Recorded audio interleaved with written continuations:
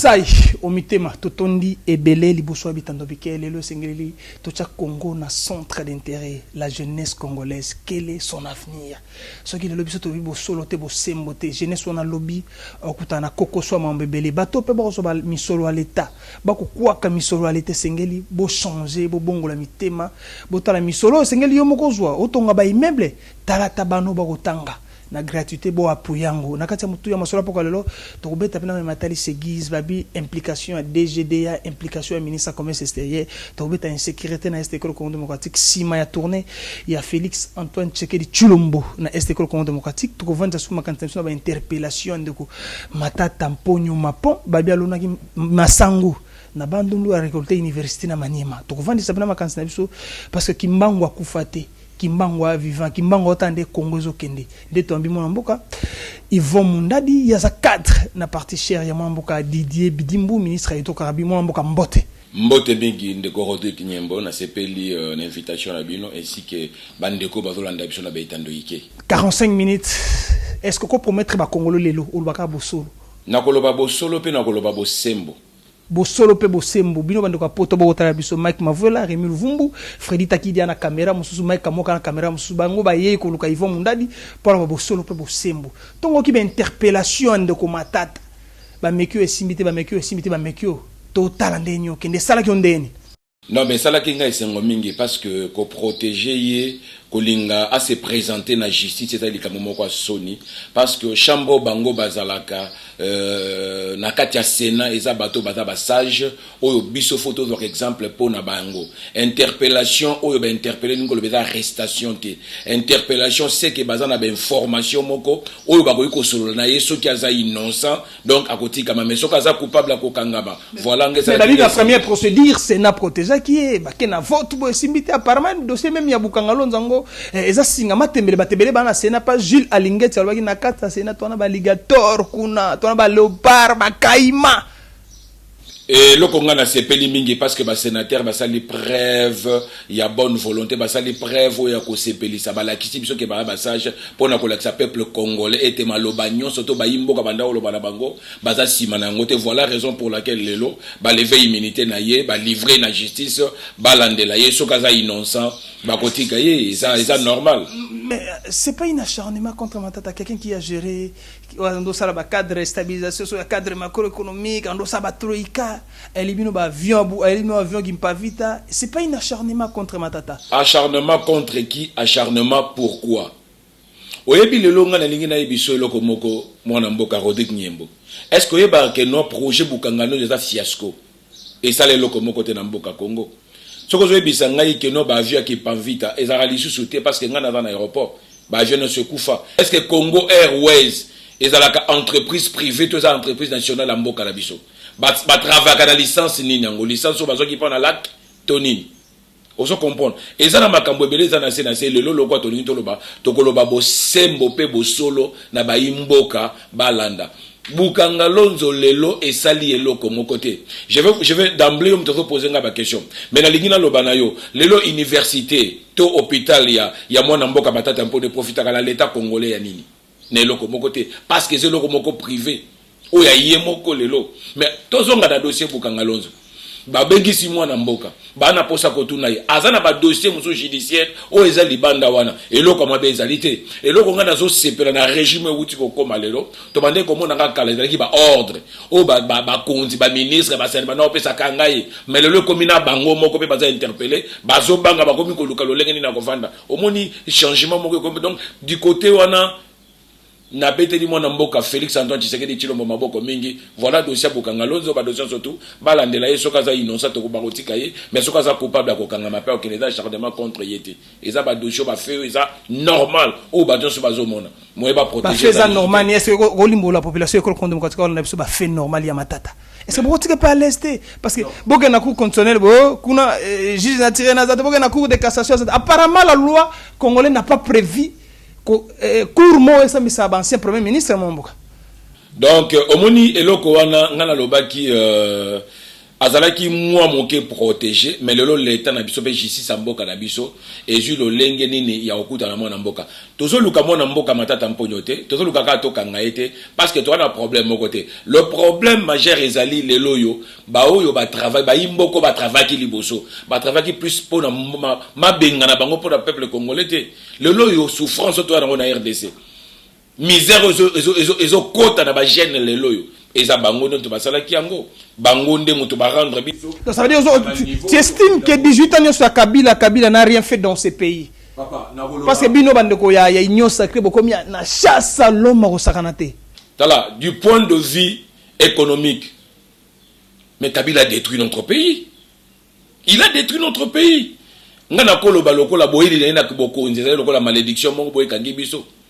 On remarque que non la classe moko et si comme on débattu bazana boju oh bango basomba ngapango bazo matabanda kulokola ba mayebo mais côté il y a peuple au monde que na peuple congolais nzela ezate musala ezate entreprise balonga ezalite peuple azo souffrir basali sabato misala bafuta ka bangote pendant que je parle dans bisayo bazua lac babomi po basala Congo est dans l'entretemps bandeko bazaki na laki tilo bafuta bango mbongo na bangote ministre comme ministre ya transport lelo Chéribin okende mutazalaka DG na lak ameki mo côté ka lopango moko po futa bato ba misala matata pona frapper pa longoli musala est-ce que vous remarquez le quoi tilo lo ba papa na ebele ba kufi lelo bazo ba salaire na bangote est-ce que bato ndingo na baki na souci mboka mwana mboka nyembo baki na souci mboka.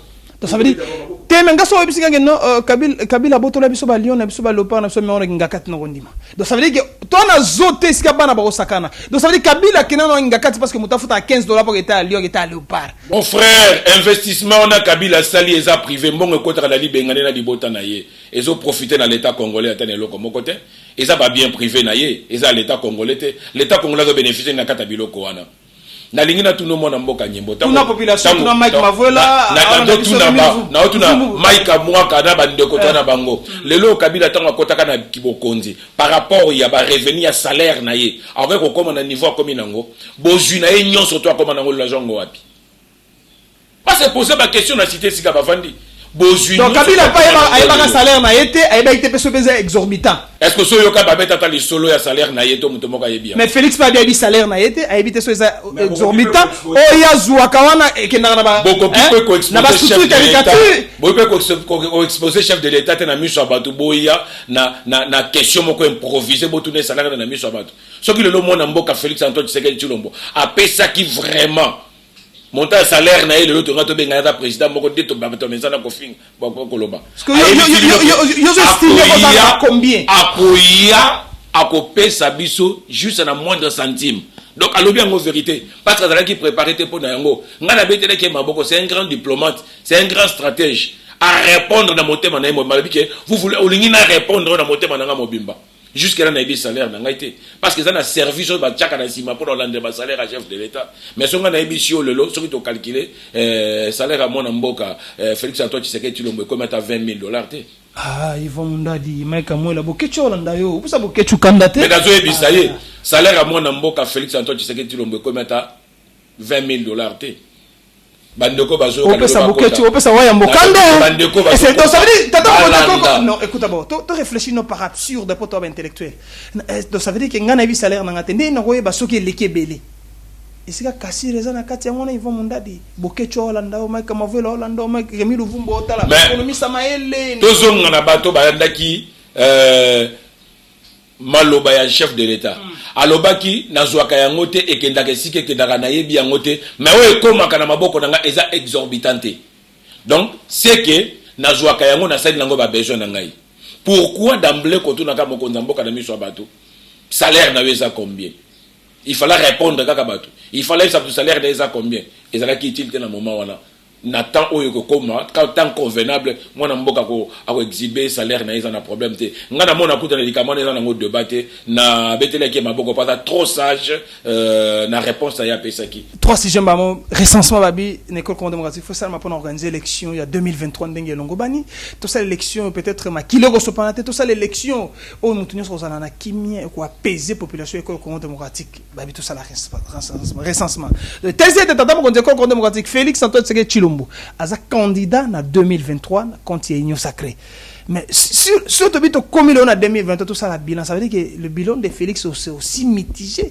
Le bilan de Félix aussi est kangami na difficulté na sociale la population école démocratique parce qu'il y avait cheval de bataille des états de droit na social. Mais apparemment ils ont pas la vision na makanisa apparemment bandeko ba nzinga tata mo école démocratique ba tapota kala ba suba ba shekula ça veut dire vision tata mo konzi ba captain ngote. Mais mon amboka Rodrigue Nyembo. Et le connaît ils ont accepté bilan pendant 2 ans et demi à moi Namboka Félix Antoine Tshisekedi Tshilombo et ça mitigé ça malam mingete. Biso nyonso tout yebi na quelle condition oyo a héritaki pouvoir oyo. Tango batikeli mboka ezalaki na niveau nini. Mboka ezalaki na kati na libulu. Économiquement parlant ezalaki par terre.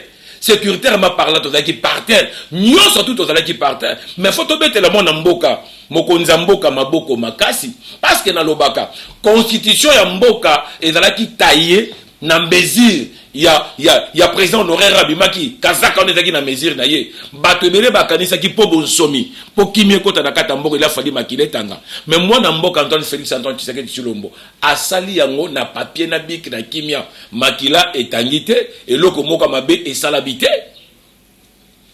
c'est que kimia ezali bilan ya bokonzi na ye eza positif lelo yo tozo kene malamu oyebi lelo yo avant que le baete bana mboka bazoli ya malamu mingi te bana mboka bazo sala boite il faut totala lelo omoni lelo yo bitumba musu ebandi na mboka ni nango nazo tuna bana mboka bazola na biso o bakendaka na élection basala ka recensement te ezaka na mboka na biso baebi nombre bato bakufite baebi nombre bato bazana bomoité baebi be nombre d'étrangers bazalité le lorsqu'on ok voir même na bande ko na biso akimponza wana il y a beaucoup de Nigériens au bazo ba carte électeur so ok bande ko na biso mingi ya Rwanda ba Burundi au ba koma ba Congolais na ndenge na bazo ba carte électeur mais il faut to identifier bango cela ne veut pas dire que non l'élection comme ça en 2023 et ba ko ça la recensement encore rapidement de façon de pas permettre élection ça rapidité on a union sacrée bo luka yango Rwanda a infiltré l'armée na biso yango Rwanda a infiltré l'administration na biso yango Rwanda infiltré même social la population école Congo démocratique tu vois qui ça gouvernement école Congo démocratique azimo kana bi c'est to comme na semaine wana carton ya Thomson to so comme na $10 mais ba ta fait complication tu vois là où il y a des problèmes ça dit biso apparemment to lingani te mo mboka ils vont mondade omoni na boye biso likambo moko heureusement le bi que non armée na biso gouvernement na biso eza infiltré mais moi je vous dis l'infiltration ezala ki na époque ya la pouvoir ya mona mboka Félix te bokonzi ezala ki infiltré ko banda na époque ya président Mobutu kino lelo yo l'infiltration autozo bunda poto silisa na yango moi je déplore une chose ya ba de connexion diaspora bazota la ngai nde balobaka que non bazimboka bateki mboka il faut pas ça veut dire yo déplorer ba comportement ya wayambo bokechu nazo déplorer comportement na bango ba comprendre loko moko ba confondre te diplomatie au moins na mboka Félix azosala petit à petit na ba kwenyonso na ba place nyonso to ba problème ezalaki lelo azokende ko longola yango poison sa bonsomi na kati ya mboka ateki mboka te nzamba pesi ye bwanya pe mayele lelo approcher ba stratégie ba makamo bande ko sala a comprendre ngo lelo azocha barrière na système nyonso to o permetaki l'infiltration dans kata mboka na bio système on ici là na biso ke sima mikolo mwana mboka Félix Antoine Tshisekedi Tshilombo azali pamboli oyoyo nzamba tindeli biso po etaza mwana mboka azosala musala pona bana mboka bazala malamu peut-être vision na ye bandeko wa yambona bandeko musu batikana ko comprendre été mais kala mingi te je crois ba ko changer ba vie na bango Félix Antoine Tshisekedi Tshilombo outi est Azongi, mais Martin Fayulu le 30 Jalobi, na Congo, on a un problème de leadership. Donc ça veut dire que c'est lui qui chapeaute la République démocratique du Congo, surtout analyser de quoi Fayulu, hein? Azap na makashité de 1 2 insécurité. Félix Antoine Tshisekedi Tshilombo na est école démocratique mais bazo bomana beni. Ya vandi na hôtel o me ba bomana kuna na venir landi. Ya misa talobi. Omoni lo électoral na bino taisi mezi e o legate ba misa ba na balabala. Article 46 c'est précis. Je crois 46 ou 56 il y a constitution mobile qui compte pesi bango pouvoir. Ba barre route na bino lokwa si bo gagner bo sagi hold up électoral il y a 2018. Bo bo ça sur hold up électoral il y a 2023. Ya mbalo babi bino abu piana bango. Vous avez échoué, vous avez trahi la population économiquement démocratique. Moi, Mboka Rodrigue n'a pas surpris dans ma propos, il y a Ndeko Fayulu. Ce qui balobi que non leadership, il y a Mboka Nabicho est faible. Nous avons incarné leadership. C'est que ça y est. Toko Tanakati, to fouillé à Tanaba papier. Kobanda Félix Tshisekedi Tshilombo. Et si quand tu vas couper na Fayulu, fallait que tu aies la Mokonzi na été. Ah. Beaucoup de temps, il y a un sika moko. Attends, basangana kana dynamique partout. Aneko beka toujours Félix président. Bon, na linga zonga sima mouké. Na projet na ya sorti à crise. Na nazalaka président. C'est qu'il reconnaît que Félix Tshisekedi aza président na ye. Partout batambola, Félix abandé ko diriger, atkala ko diriger Félix ata ici ka mon côté. To confondre te méchanceté na leadership te. Ou bien maloba ya motu na leadership te. Tala, moi Namboka Fayulu azo incarné leadership te. Moi je dis ça na bâton sur na kuta na kada bango. Et heureusement Dieu nzambe na bombo ya permettre te na moko Namboka lokola Martin Fayulu te. Mais héros yo to komi ko bomana parce que président Yamboka a incarné kanano NT a incarné kanano méchanceté. Maintenant qui incarne la haine c'est Martin Fayulu. Mais c'est Martin Fayulu parce que oyebi lelo yo tokolo ba lelo dossier autre beta masolo a leadership o ya vérité des urnes c'est déjà révolu toko beta sous masolo te moi na Mboka Fayulu so qui a vraiment azo espérer le bas à la mokonza Mboka il faut attendre le boko na pas mon Mboka Félix Antoine Tshisekedi Tshilombo ba kuta na basola ba vendre tout d'une même table. Aujourd'hui il faut te parler Congo te parler pour ba individualité. Moi je comprends une chose acharnement Martin Fayulu linga kaye oyebe sika muta linga kanga il faut na zala wana lokola nga na zate c'est que loko moka malonge ko sala mate eza normal te. Ils ont normal de deux à autre chose makambu ya loi électorale où tu voleka mon frère Niembo ba pesa quand même temps pendant 14 jours mutu na ba vie contraire o azana ba mandement aya ba solo là pourquoi ba kende kité na lingina tuna ba namboka o ba zota la biso yango Martin Fayulu na ba député boni na kata be miskil na ba sala kité pour ba que nous défendre ba bona ba jib ba tes corruption eza pour nazo ba kutu makama ba jib pour na loi o nano pendant 14 jours ba pesita ba lobi que mutu nyo sa na projet ou yazana ba mandement aya nango ou yazana ba revendication aya nango muto se présenter te loi elongo ekena na Sénat ba étudier muto se présenter te batinda ngona cour muto se présenter te le loi commis na maboko chef de l'état pour promulguer on lo bakeno ekolekate sur quoi loko la bango ba ni c'est moi na mboka ni botika na mwata na lo mwa moke loko ba ni ko la politique on a bicéphalisme babi mananzela la loi constitution permettre bango basala. Mais moi je vais vous poser une question bandeko bazota la biso est-ce que Martin Fayulu aza pena populaire na Katamboko soka aza populaire na Katamboko soka zo banda ba marche il a fallu banda liboso ya Faden House mais pour il y a ba banda na pardon le gars na Delfo amata abanda na Pascal abanda na Pascal donc amone na débat na changu soka ye akiti na mutu ko ba betele maboko non aza leader te na Katamboko peut-être donc son bébé Martin Fayulu ça veut dire que Bob Adolphe Moussou faut pas ancien premier ministre école démocratique à ça nini Namboko à part que détruire via ba congolais Moussou makamo soso sala manakata mboko aza coupable il est parmi bateau yo lelo ba détruire Mboka Congo il fut ministre tant que ministre yebisa ngai œuvre ni Moussou atikela biso balonga pendant son gouvernance na Katani œuvre ni atikela biso il est parmi bateau ba détruire Mboka Congo il est parmi bateau atiki biso lelo na kati ya selo ba kitisi biso lelo hein. Moi je ne parle pas de baba individualité mais nazolo ba lelo ezala Mozitu ezala Fayulu ezala Oyekoya qui vous a dit que non bokonzi il y a Félix Antoine Tshisekedi Tshilombo ça éternel et ça éternel était mon Mboka Niembo et c'est éternel était mais to PC chance pendant mikolo nzamba tcheli boso na to pc chance na mando kwa to pc chance si ma mikolo moninga muso akoya mais soki to soki na politique lelo mwana mboka Rodic Nyembo azui kibonda che babato dans le roue à réussir te lobitangu yo pokoya ngape na koya ochenga babato dans le roue na réussir te mwana mboka Mike Kamwaka azui pe bokonto che babato dans le roue à réussir te Kongo ezo kende wapi. Il faut tout vendre les lotos solo là. Ah, tout solo. Il y a un peu de démarche, il y a ambassadeur, il y a États-Unis, mais quand même, qui n'est pas failli. Apparemment, allez, on fait les choses sur l'élection de 2023, l'histoire va se répéter, n'est-ce que toko solo là, toko vendre dialogue, concertation. Oh, nini. On s'en envisage à monter. Mais moi, je suis pour. Pourquoi on a pas idée à malam, on va dans le Libanda. Les lois critiques, n'a d'insulte. Et on quitte un beau cannabis. Même à mindele bazo ba profiter ba paya bazo ko tapo boyo kanezate bo sanganezate mukolo biso na Congo to kolobela kaka Congo to vandi to lobi bon d'accord ça va ba différence na biso to chango mopandi Martin Fayulu Mozitu Bemba Katumbi Tshisekedi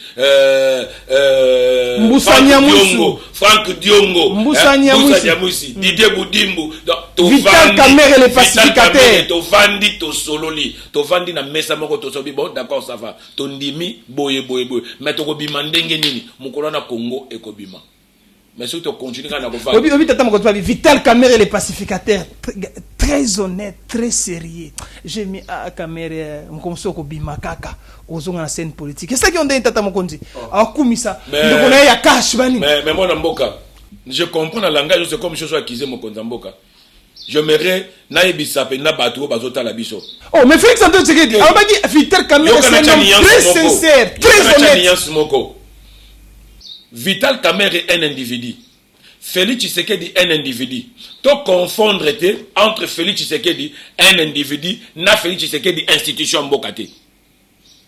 Cela veut dire quoi? Félix Tshisekedi na Vital Kamerhe bazalaki ba camarade batambola ke sika moko bango mibale etake ba individu. Mais Félix Tshisekedi ou a combien d'institutions mboka a vu justice à mboka tchango na poche na été atiki justice à mboka est à la indépendante et ça la moussala na yango Vital Kamerhe entre yé na Félix qui intègre a juste c'est son ami batambola mais politiquement parlant soka za na bambebo asali o achaki maboko na kata dernier public o makambo za clarté justice na sima na on est allé Félix té. Je me souviens de Béatrice Hôtel mutu bapona ka directeur cabinet ezake Béronde professeur Félix Antoine Tshisekedi Chilombo baluki oh et ben que biso aussi primature te VK bon non me dire ka ils vont munda di population tala biso Congo za Kimbangu za Lumumba Congo za biso za bino banzele toboki zandu bakanga population nzala que le vrai remède l'union sacrée peut donner pour l'intérêt général de la population. Apparemment, vous de l'Union sacrée, de l'IDPS en partie, hein, vous êtes focalisé dans des discours, vous êtes focalisé dans Malobébélé, mais sur le terrain, vous n'êtes nulle part au côté de Zandamnembe, Saint-Char et Mataki, Soso et Mati, au côté de Ndunde Mataki. Après, il fallait que vous fassiez un gouverneur de la Kinshasa, Kassongo, vous traquez bateau à Matsebilok. Apparemment, vous ne faites absolument rien. La population est fatiguée de vous. Il faut que vous soyez moi namboka Rodic Nyembo oyebi bien gouvernement ou du koleka ya ilunga ilukamba mission na bango ezalaki ya ko détruire quinquennat ya mokonza mboka Félix Antoine Tshisekedi Tshilombo lelo yo gouvernement ba warrior ya Sama Lukonde et Jui place lelo yo gouvernement sans frais de fonctionnement ya ba warrior ba futa marate na ba cabinet ba olela ça gouvernement ya ba warrior je crois sans frais de fonctionnement oyebi contrainte nini oyo bango ba héritaki kibokonzi lelo yo bazo travailler suffisamment baza mieux informé bayebi ba faille bayebi makambo surtout bazo travailler pona ba relever défi pona ba longola peuple congolais sika bazali na lingi na yebisa yo moi j'ai toujours dit même sur dans la union sacrée nga nazali moko ya ba cadre ya autre vision du Congo oyoyo ya mwana mboka Didier Boudimbu lelo soki to lobi autre vision du Congo cela veut dire quoi tout le monde a Congo autrement tout le monde a gouvernement autrement, tout le monde a Congo à lobby, tout le monde a Congo à lobby, tout le monde a quitté Congo à lobby. Et ça n'est pas un gouvernement. Donc, tout ça, si mon Konzamboka à 100% pour te soutenir, l'action naïe. Mais dans l'ingénieur loba le loyo, ma camisozo loba wana le loyo, et ça moko cheval ya bataille, il n'a biso to zanango. Cheval pena bataille to zanango, yangwana. Ton lingito relever défi du point de vue social. tolingi to relever défi du point de vue ya bato basala ka bafutama tolingi to relever défi na chômage oyo et comme na kata mboka mona mboka lelo soki bande konyo surtout ya régime uti koleka bazana biloko bela mboka to ba notangela yo tina ba supermarché ba fondisa bandeko mais tout le tango kaka ba indien kende ko tuna batu regalo to mona regalo ezalaka nani kende ko tuna baso aska ezalaka nani kende ko tuna batu fa même ba kin marché ezalaka nani lelo baso cha ba indien liboso mais ça ya bana mboka alors que na mboko oyo toza na bato baza mayele batangi tel que yo ndenge ozali yo na Rodrigue otangi classe na yo bakopeso pose pourquoi okende kozwa ba indien mosusu ba chinois mosusu ba japonais mosusu ba coréen mosusu batangi kutu classe ba ye po baba na ko assujettir bana mboka bavanda likolo na bango c'est parce que bazalaki mal intentionné yango na gouvernement ezo tele malelo po eloba ete na mikolo koyo komona les indo-pakistanais pe afutaka pe ba taxé so bo ba muto ya Jean moko ya libosa ya nini ya maison nene peut-être na zandu na grand marché mona ka général aye lombana ça veut dire mboka komi ya ba yandroit mon mboka komaka papa koloba teke mboka komi mboka komaka to hérité yango ndengwana exonération zalaki na esike ko kozala te yango moni mona mboka Félix Antoine Tshisekedi Tshilombo a stoppé loko na exonération okomona 100 conteneurs ezana exo futi loko moko te nkita mboka na biso kende wapi ezo kende na ba poche bato batona ba ya ba batisi biloko prix ba oteka biloko cher tandis que ba futa kata douane te taxe moko mboka na biso te makambo wana exact ce sont des histoires révolues et kosala malisusu te lelo photo relever défi ya économie ya mboka na biso lelo photo éradiquer bato ba po bazwa batonda baza lelo ba responsabilité beloko mona ba kombo o etanga maka mona mboka Rodrigue na kala to banoza la Lusakivana tozalaka na frontière na Kisombe tozalaka Kisombe tozalaka na baba mukamba tozalaka bato ebele lelo ka ba kombo ezalaka lisusu e koma kaka ba med banani bango te ba koma banani ba med ba kombo moko boy bango te bazali kolona te kombo ndo bango tanga kombo ni wana non mais éviter ngana tanga kaka med bango te ba koma liboso donc bana mboko bamde ko vandisa lelo ba munkamba ka tata nzemba ba fonti ba Lusakivana ba dokolo ba komo ezala kali susuté et kenda wapi donc il y a un régime ya Tshisekedi te et un régime bato bayaka na bato donc ça veut dire si autrement dit on que non le régime de Kabila était venu pour nous nuire bana mboko bagina misolo bagina nkita po ya kuvanda social la population oui bien sûr que oui bango surtout bakoya bango sur bazara sur le terrain te bakombe comment originer na ba chinois ba indien ba chinois ba indien ba libanais bakoma bana mboka za lisusu te lelo moi mon kembe comment na mutazo forcé na toni ba population bakoma na za lisusu. Merci beaucoup Yvon Mundadi bandoko boko tala biso na mikili ya mpoto bozwami émission tolo bana émission ya boanya ki toluka ki poto tuna mituna na mito senge photo ba bosolo na bosembo si seulement si to na posa lobby Congo nginga si seulement si to na posa lobby bano biso to boti bakuta Congo moko boya malamu nde balumumba babundaki biso to kutena ngo mais motema mabe ya bakabila motema mabe ya bananyoyo motema mabe ya teto za motema mabe te biso babi congolais atao Yvon Mundadi na vandi ya motema mabe ngana motema mabe Félix a motema mabe mais que peut-on faire si tu es un Konyangi ah Congo mais Yvon Mundadi qu'est-ce qui se passe au juste un aéroport en Djili donc il seulement se guise kotinga litoye bimia we kotie bimi babi o matata sapi na 4e tasina document vraiment bokechua yambo ndeko bana mboka ba permettre ngana zo document oyo je crois des actes décret décret numéro 15 019 du 14 octobre 2015 instituant guichet unique intégral du commerce extérieur soko tali na sima wawa ndeko pona banokota na bozindo bana mboka kota na bozindo zeng etando ike kota na bozindo okomona esinyama kipaya Augustin Matata Mponyo contresigné Moulang contresigné par Ariav Moulang et là on est salamaki bazui arrêté oyo basali yango pona kopesa nkita ya mboka na biso na un service moko privé et compte na kata commerce extérieur o babengi kombo ya Segiz a signé contrat pendant 10 ans na ministère extérieur ya mboka na biso akota na kati ye mutu azo statuer nyoso na kata mboka na biso mais na lingi na zonga sima pa PC 10 ans ça veut dire ya quoi kamisolo ya l'état quoi kamisolo ya l'état Segiz est entreprise moko privée ya ba français Mais là, on a des statistiques, il y a économie en mboka na biso. Comment l'État congolais a cotiqué l'ango un privé? Tala makamo de komata tamponyo basala. Un privé au hasard français. Donc, n'engazali on a mwana mboka nyembo. Donc, à kota kati, même économique parlant, il y a présidence en mboka na biso. Il y a RDC. C'est que, ben, bon, on va en année français, surtout, il y a makambo surtout. Et là, ils sont ma bezanine. Là où le bas blesse, ezani nango pona fungo na bana mboka. L'article na décret oya bango basali. Mais il y a un code de douane et salama na ordonnance présidentielle. Code de douane et salama na ordonnance présidentielle. Séguise a été créé na décret.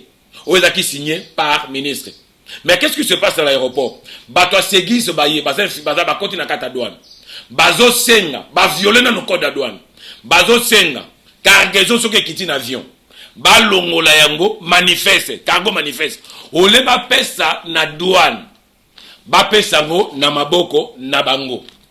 Or na code de douane na article 90.2 et lobi nini limbola parce que l'offre wa bosolo tango cargaison elingi kokita Séguise musala na ezala kinini nazonga simama muke ezala ki ete apesa ba information na douane avant que avion kita na mboka libanda ba information ezala déjà ba enregistrer ngo eza yango to tozomona na aéroport bazo sala kaka ba information ezali classé manuellement na ba douanier.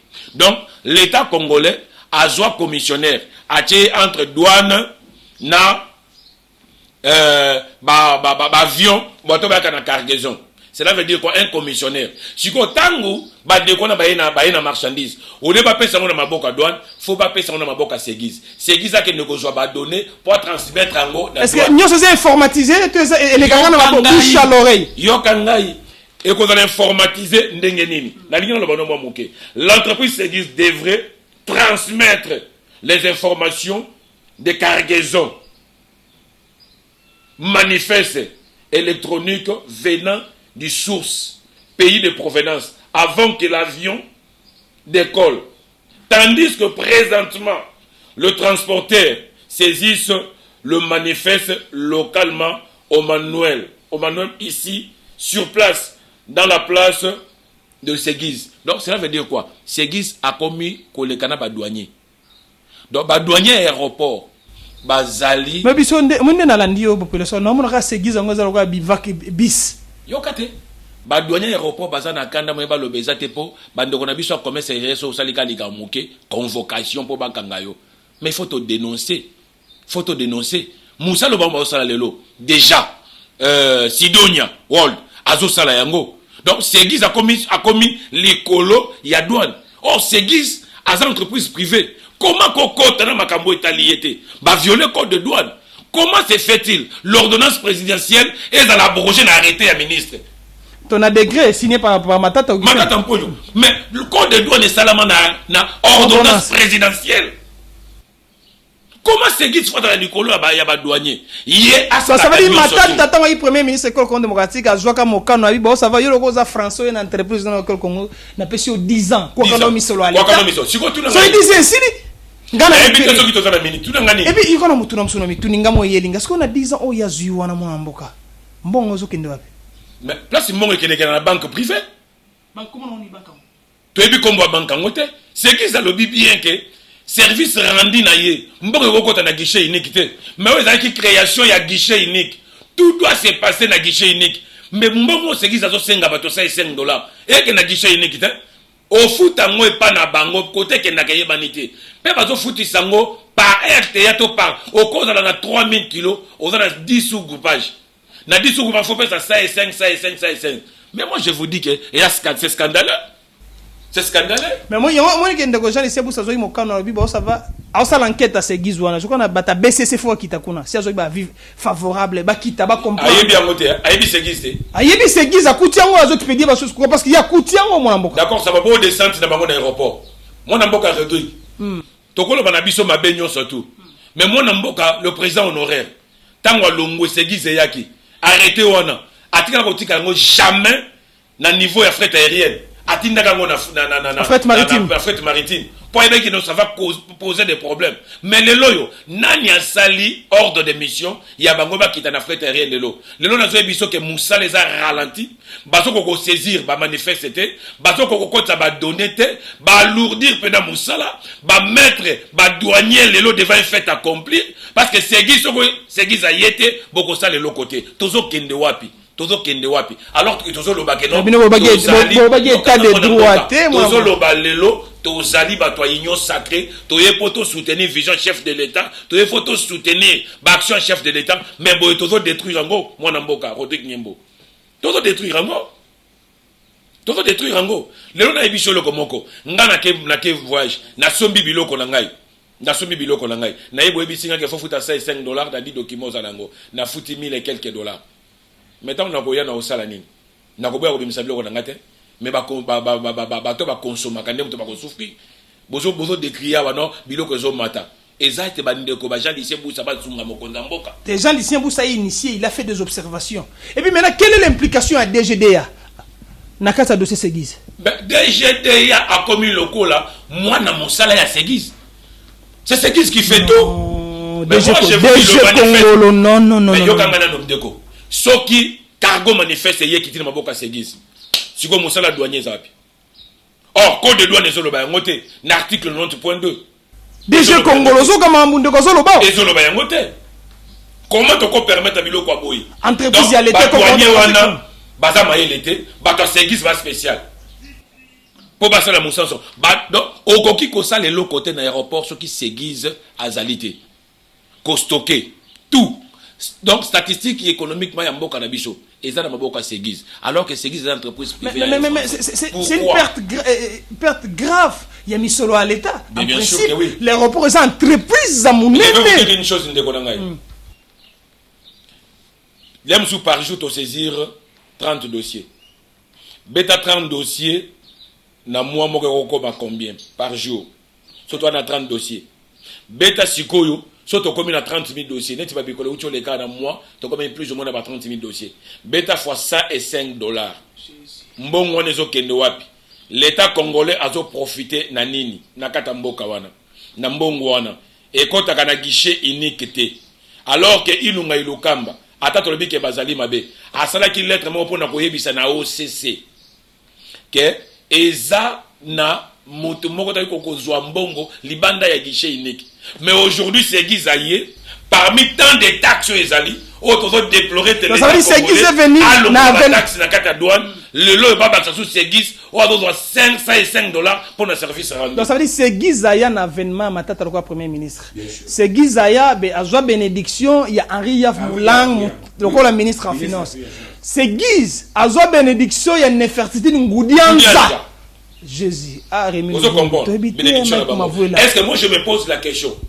Tant que bazwa qui responsabilité va penser qu'il na Segis, babanda comprendre l'oko nini ou bien ezala qui ne l'oko moko ezala qui derrière ngo ou bien avec des commissions qui derrière ngo pour makambo. Donc s'il faudra retenir tata mo konjokolo ko ndemo Félix Antoine Tshisekedi ya Hollande biso, ça veut dire il se pose un problème, il y a informatisation, il se pose un problème, il y a traçabilité à Masolo, il se pose un problème. Il y a empiété, oui. Droit légitime, il y a DGDA. Il y a DGDA. L'aéroport Yanjili. L'aéroport Yanjili. Félix Hollande. Félix Tshisekedi Hollande. Si vous quittez le micro, pas na bango, na douane, na DGDA. Okoyoka comment bako s'exprimer parce que le lot bazana ba menace le lot à quoi le battre parce que le ministère commerce et là simane ba okangaye. Pourquoi intimider les gens s'il y a quelque chose où ils ont contribué à la vision chef de l'État, il faut donner du. C'est l'actuel ministre ou bien le ministère Kala? Mais moi je ne sais pas. Je ne sais pas. Je ne sais pas. Mais le lot je vous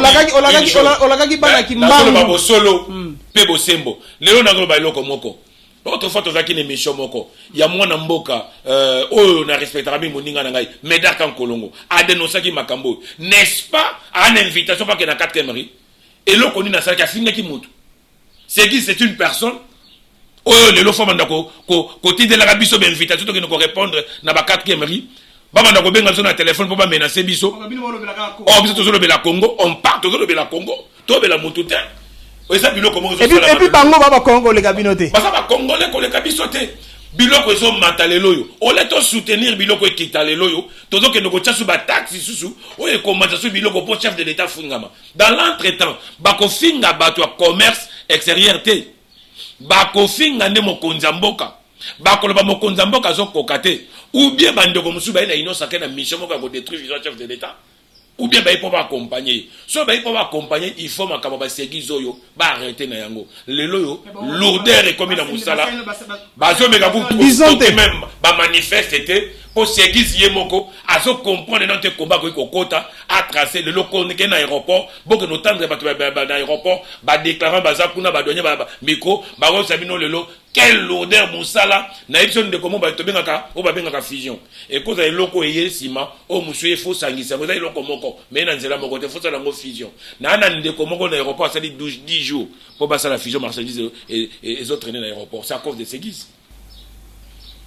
Moi na mboka son excellence Félix Antoine Tshisekedi Tshilombo soki ozo landa émission pe na biko ko landa yango tinda bandeko bakita na aéroport le ministre actuel ministre à commerce extérieur la commission bakita na aéroport actuel ministre Seguiz faut passer la audit stopper vraiment ba ralentir comment musala ko sala dans l'entretemps bazo senga ba recette et soki sikoyo mais tout le monde on a 6 milliards il faut na traçabilité et vous permettre biso on a budget 6 milliards 4 milliards mais mbongo zoko dans aéroport anjili ezaka informatisé te na kena mama na mona boité na kena aéroport à Kigali na kena boité na mona kena aéroport ya Luanda boité aéroport salité ba toile salité mbongo Seguiz et si que kenda kaiba raté aéroport ezanga censé bosala msandeni to sala ka musala ndengo yebi ndenge musala sala magaba ndeko baza kuda ba sala musala ndenge oyebi wana Seguiz a violé code de douane o ezalaki ordonnance présidentielle bazongi sa douane bazongi salelo musala maboka douane balongwa na makambo ya batikela badonner basala musala. Moi je suis contre message ni ezana bande ko aéroport ya njili ba otala psene tando ekele parce que musala komi ya kolala mingi esengeni musala sa mandenge longo bani mais kucha pope na ministre no actuel ngana yoki na matoi na ngalo bieke ba BCC faut sala audit kuna pour mamba Seguiz wana Seguiz ezana na compétence makasité ya ministère ya commerce extérieur mais ministère ya finance premier ministre nde asinyaka ministre o mususu vice ya commerce extérieur ya chaka mokoloto contre-signé. Moi, je suis code de douane est ordonnance présidentielle. C'est qui c'est ça la machine à décret à ministre. Combien de causes à décoller à abroger le comoko dans salaki. Ce que ça influence ma casse mingité. Mais bah ko sala décret mon sous-to ko abroger yango balongola yango. Ils ont baby ça. Mais c'est qu'il faut interpeller déjà DGDA Congoloana. Mais soyons kabiso.